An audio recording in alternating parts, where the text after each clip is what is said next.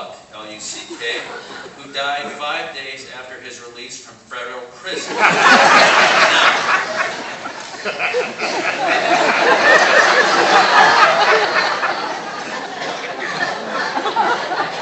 So now they're trying to recover. The obituary writer's trying to recover. So,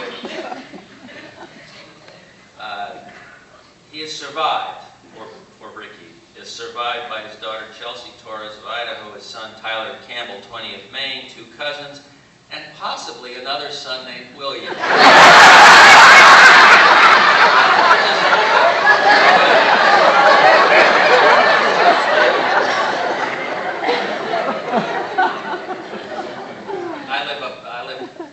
live in more of the central part of the state now in Vero Beach, and I still spend a lot of time down south, but we have our share there. You know, you think you're going to move somewhere quiet. So, and my first newspaper job I ever had was in Brevard County, with a paper at the time that was called Cocoa Today, and it's now Florida Today. That was when I got out of school. That was the first place I went. We didn't have stories like this, but this is another classic. This was in the paper the other day. I had to share it with you. This was in Melbourne. A 72-year-old woman was accidentally shot by her husband during a robbery drill a couple of days to practice how they would respond.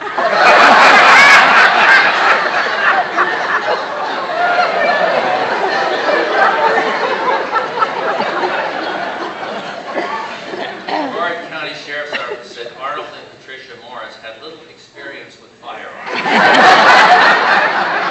Anyways, I know we can do this, son. Let's have a robbery drill. You be the robber.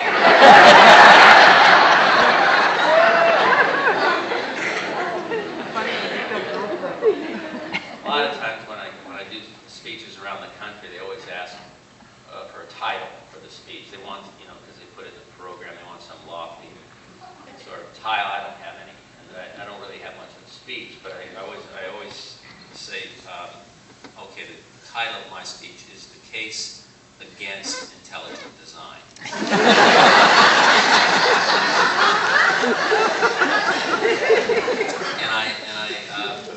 And I usually start with the 2000 presidential election.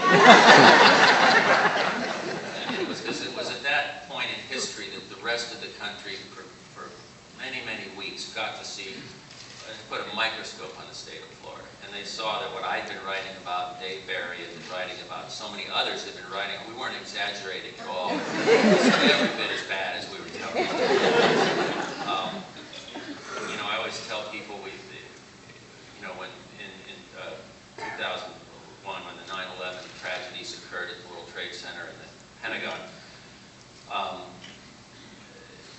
everyone, you know, was shocked and surprised, and we were all living in this state of numbness almost for the first couple days. And and then gradually the FBI started releasing the names and the identities and the photographs of the hijackers. And as they were released to the networks, and I was watching the news with my wife. All of us, I'm sure you were too, glued to the news for those days. And I started seeing the pictures of these guys. And I said to my wife, I said, honey, I swear those are Florida driver's licenses. And they were. 9 of them had Florida driver's licenses. I'm going to suggest to you that was not an accident. And I just, in my own imagination, this is how I see that it happened. Bin Laden, he's in this cave. He's got fat guano in his hair. He's sitting there, and he's got these knuckleheads all gathered around him. The suicidal hijackers who are going off to meet the 72 virgins, whoever they thought they were going to meet in Florida. Good luck on that one.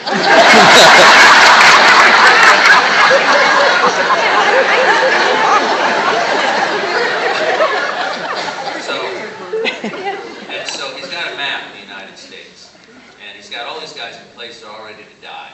They're all ready to die for the jihad. And he's looking for a place anywhere in this country where the bar of bad behavior is so high that these clowns will not be noticed. Where else is he going to put it? He's thinking to himself, where can I send these guys to flight school, where nobody's going to ask if they're paying $5 grand in cash to get on a 757 simulator and then not take the final lesson about landing the plane. I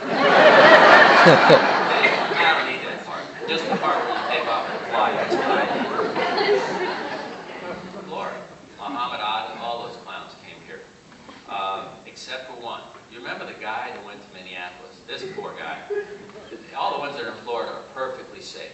And at one point, a couple months before the attacks on the World Trade Center, Muhammad Atta and one of the other hijackers takes a plane from the flight school over near Sarasota, and they're just supposed to fly around and land. They don't.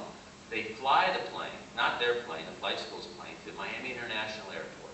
They land on the main commercial runway. This is 2 months before the hijacking. They land on the main commercial runway, which you're not supposed to do in a little Cessna, Beechcraft, whatever it is, and they stall it out. They stall the aircraft out. All of the commercial traffic has to be stopped. They say, oh, this is bad.